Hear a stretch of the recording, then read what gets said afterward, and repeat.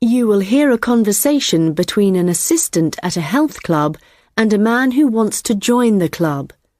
First, you have some time to look at questions 1 to 5.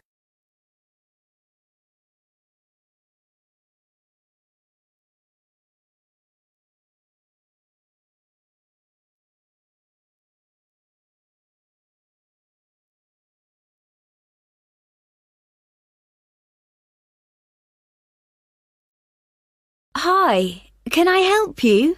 Hello. Yes, is your club taking on new members at the moment?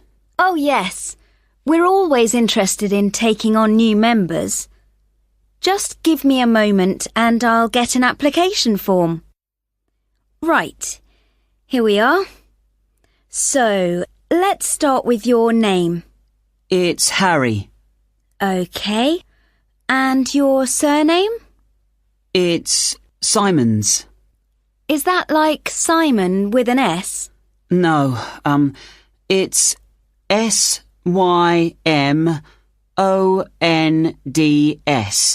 Most people find it rather difficult to spell. I see. It has a silent D. I guess a lot of people miss that. Now, let me see.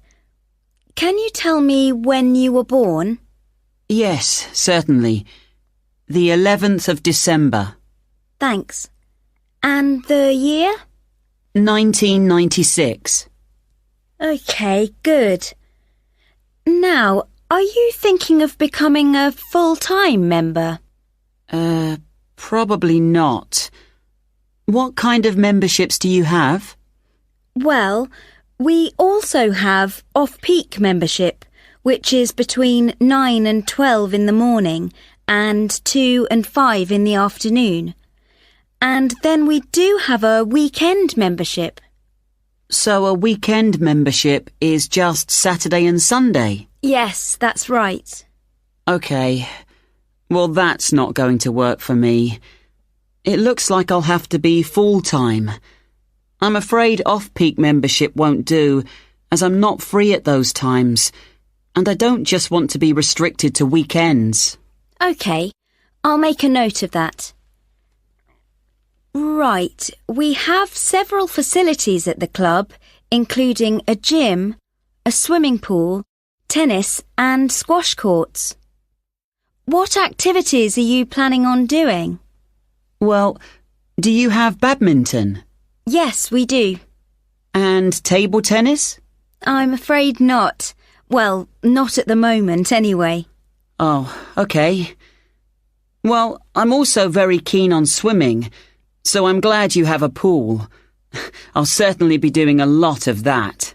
Okay, I've got that. Will you be using the gym? No, I'm not interested in that. Okay. So just let me work out what the cost will be. Yes, that comes to £450 for the year. You can choose to pay annually for the full year or monthly. It's up to you. Oh, I'd prefer to pay regularly in small amounts, rather than have a large amount to pay in one go, if that's okay. Sure, that's fine. Right, I've got the most important details for now. Before you hear the rest of the conversation, you will have some time to look at the questions 6 to 10.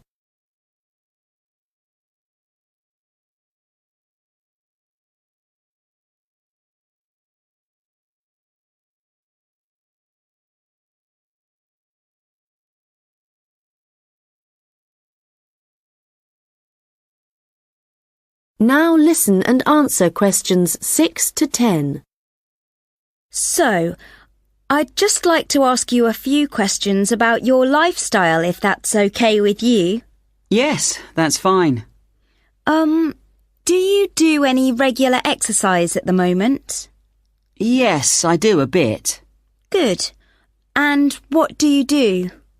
Well, every few days I go jogging. Yes, that's good. How long do you go for? Well, it varies. I guess it depends on how energetic I'm feeling. Yes, of course. Every little bit helps. Do you have any injuries at the moment? Well, I did break a bone in my foot playing football a long time ago, but that's all healed up now. But in the last few days, I've realised I have a bad ankle. I think I must have injured it last week, and it's a bit sore now. But apart from that, I'm fine. Right. I guess you might need to rest it for a few days to let it recover. Yes, I will. So, let me just ask you what you want to achieve by joining the club. Do you have any targets or goals? Well, I suppose my main aim is to build up my fitness level. Is that the kind of thing you mean? Yes, that's fine. All the activities you're going to be doing should certainly help you with that. Okay. And could you tell me what you do for a living? Well, I was a student up until recently. Okay. So what are you doing at the moment?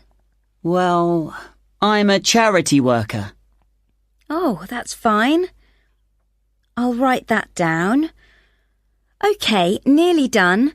One last question. Can I ask how you heard about the club? Did you see it advertised or did you go to our website, for example? Well, I've been looking for a health club for a while, and I asked my friends for suggestions, but they weren't much help. And then I was listening to the radio, and your club was mentioned. So I thought, I'll go along and see what it's like. Great. Well, we look forward to having you as a member. That is the end of section 1.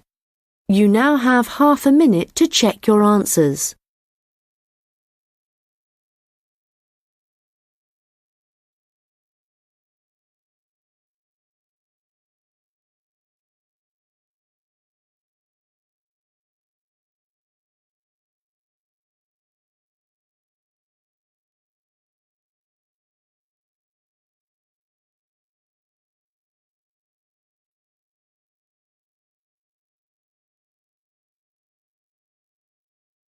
Now turn to section 2. You will hear a hotel manager talking to her staff about the arrangements for an event to be held at the weekend. First, you have some time to look at questions 11 to 15.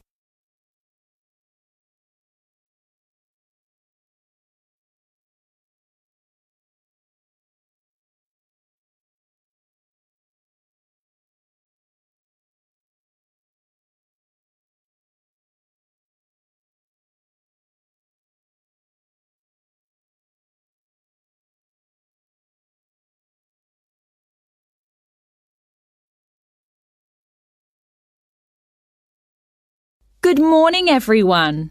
I hope you're all feeling okay after the activities of the last week or so. I know you've all been working very hard recently, and we've been exceptionally busy, especially with the wedding last weekend and the trade fair straight after that. And now we have only 3 days to prepare for the birthday party this weekend.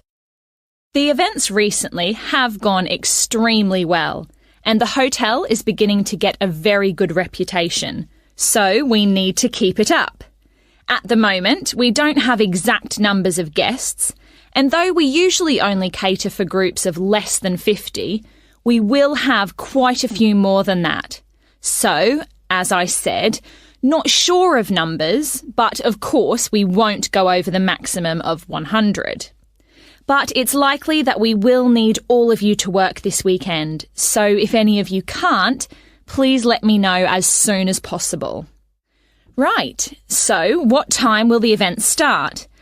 Well, the invitation says guests should arrive between 7:30 and 7:45, but our experience is that there are always a few who like to arrive early, so we'll expect the first people at 7:15. As the numbers are quite large, this will certainly be the case. Food will be served at around 8:30, and then, depending on how long the meal takes, the entertainment will start about 2 hours later. Now, for this, we were expecting a live band for the occasion, which is always fun. But apparently this has been cancelled due to illness. So, the hosts know someone who is a comedian who will be replacing the band. We had hoped that the resident magician who worked here through the summer would be able to help out, but they weren't keen on that idea. Before you hear the rest of the conversation, you will have some time to look at the questions 16 to 20.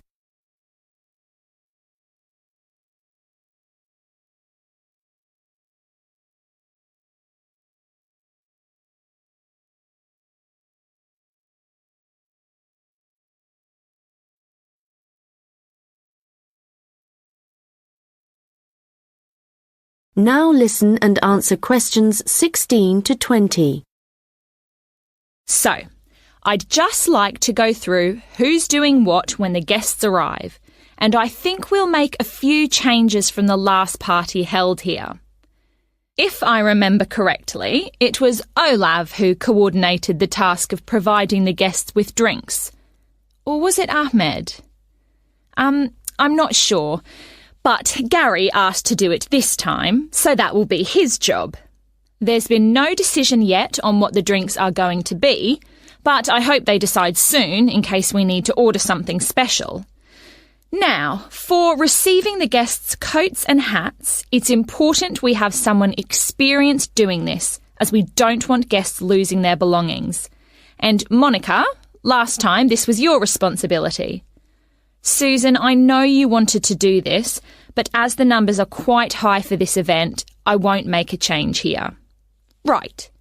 Now, last time there was some confusion as to where guests were supposed to go once they had deposited their things, and we had guests roaming around the whole hotel. So, Ahmed and Olav, I believe you discussed the problems with Susan and thought she would be good at guiding guests after they had arrived. And I'm fine with that. Right, and now for some general instructions. Once the guests have arrived, they will be in and around the lounge area, and then at around 8:30, we need to get them to move to the restaurant for their meal. This often proves difficult and can take a long time, so I will ring a bell so that everyone knows it's time to eat. Hopefully, this will speed things up a bit. Also, for this event, there'll be a seating plan, so the guests won't be able to decide for themselves where to sit. They'll have to sit according to the plan. There will be a plan on each table, and I've been thinking about where to put the master plan so everyone can view it before they enter the restaurant. As they'll be spending quite a while in the lounge, I've decided to also put a plan there. This should speed up the start of the meal. Once the meal starts, you'll all be very busy waiting on the tables, and I'm sure I don't need to tell you to be good-humoured and polite to all the guests. The organiser of the event will be saying a few words, and so will two of his colleagues. So, when the speeches start, all activity must stop in the restaurant, so that the 3 people giving them can be heard. This shouldn't take long, and it should be towards the end of the meal. After that, the guests will move back to the lounge for the entertainment. So, I think that's it. Any questions? Come and see me later. That is the end of section 2. You now have half a minute to check your answers.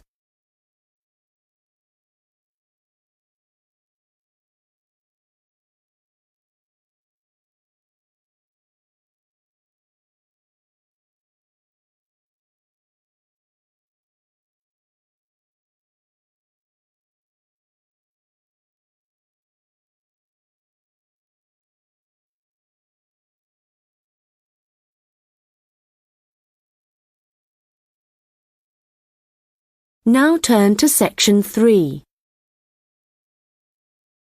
You will hear two students discussing an assignment. First, you have some time to look at questions 21 to 25.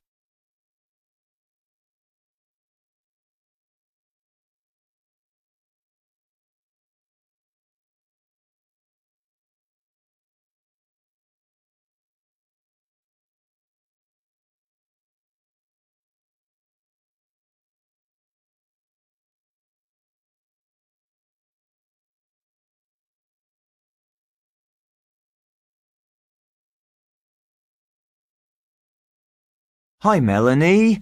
What did you think of the assignment that we got today? It looks interesting, doesn't it? Yes, Alan. I've always been interested in recycling, but there's a lot of research to do. Yes, there are a lot of things I'm unsure of, so it's going to be good working with you. OK. Well, why don't we start by making a flowchart from the notes our tutor gave us? Yes. So, on one side we could have the paper production cycle, here on the left, and on the other side the recycling. Good idea. Let's start at the top with the production. The first step in the process is to get the raw materials. Yes, and they tend to come from pine forests. OK. And then the bark is removed from the outside of the tree, and after that, the wood is chopped up. That's the first 3 stages. It sounds a bit complicated after that. It says water is added, and then the mixture is heated and made into pulp. This will be the thick paste that is used to make paper. Yes, you're right, because after that they use a machine to make the paper, and we can put that right in the centre of the flowchart, because it's also where the recycled paper joins the process. Yes. So, once the paper has been produced in the machine, what happens then?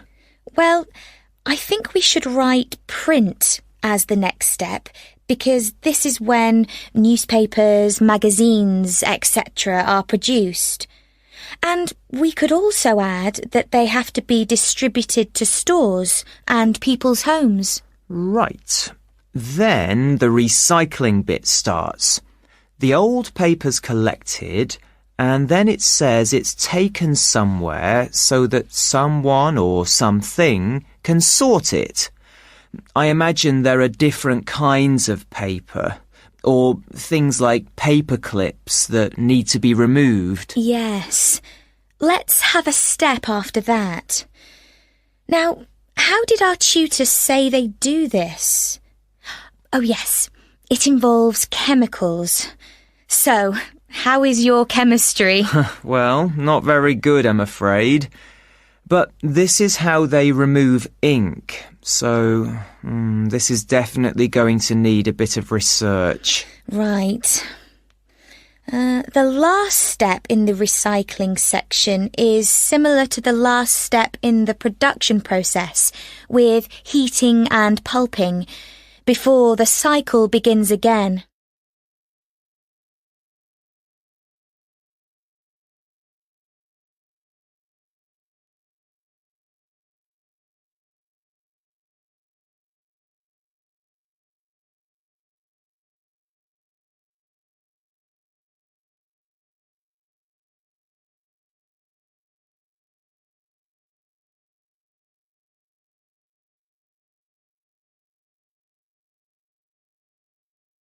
Now listen and answer questions 26 to 30.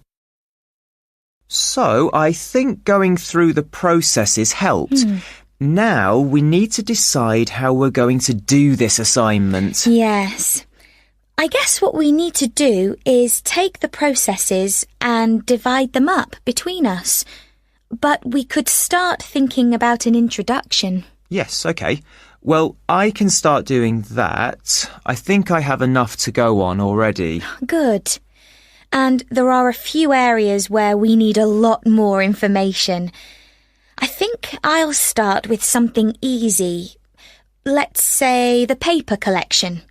I could go to the resource centre to do some research. Well, I think a better idea would be to approach someone who's involved in the process. What about contacting the council? Oh, good idea. Yes, I'll do that instead. They're bound to have some information. And I know just the thing to add to our work to make it even more interesting. And what's that? Well, in my last assignment, I added a few pictures, and the feedback I got was that this wasn't academic enough. So what might really bring it to life would be to include some data, provided we can find some. Yes, that sounds excellent. Well, we certainly have a lot to do, and not much time to do it in. You're right. I think we have about 5 weeks, so I suggest we create a plan of work today. The end of the month is nearly 3 weeks away, and then we have a few days holiday. Yes, so let's see if we can get the first draft done by then, so we can take a short break. OK. Then after the break, we'll have just over a week to complete it. I wonder if we could get someone to review our work for us a few days before the deadline, so we can make some final changes. What about your friend, Henry? Well, the best person would be our tutor. Henry's very good, but he's taking a whole week's holiday, and there won't be enough time when he returns. OK then, that's fine. That is the end of section 3. You now have half a minute to check your answers.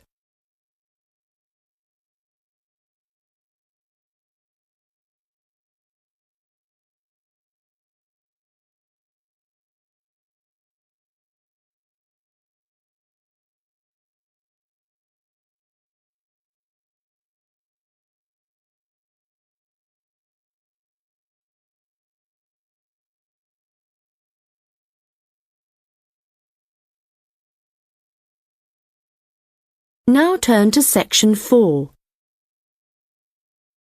You will hear a lecture about hair.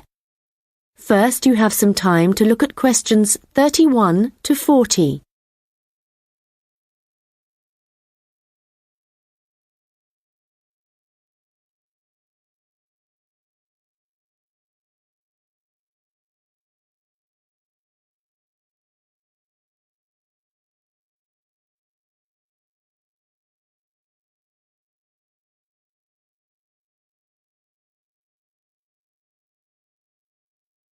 Now listen carefully and answer questions 31 to 40. Good morning, and welcome to this lecture on hair, which is a part of the human biology course. This lecture covers a number of facts about hair, its structure, and what can affect the general health of hair.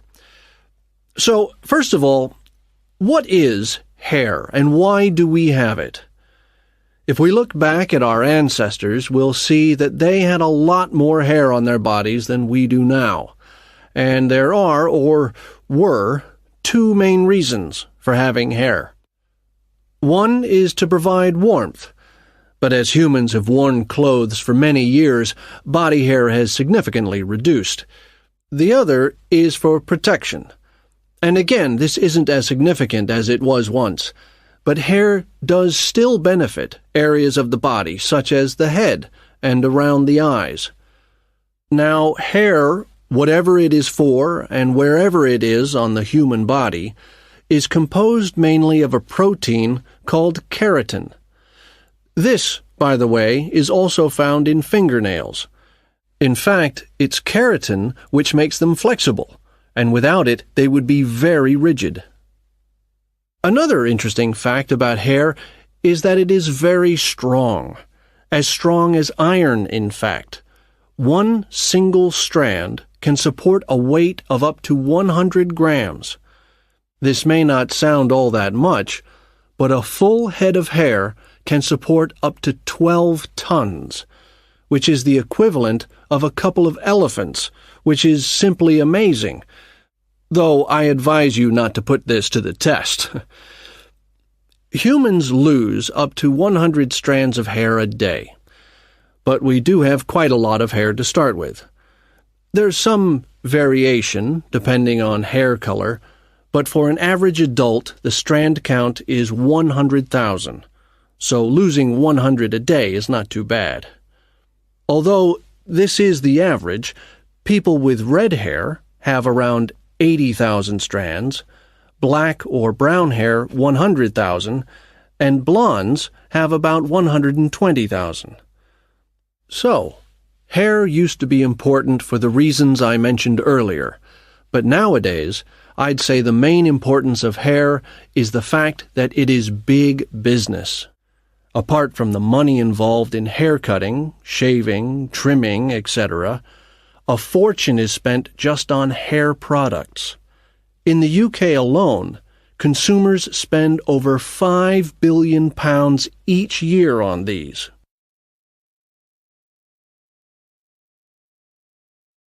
So next, I'd like to just give you a quick overview of the structure of hair.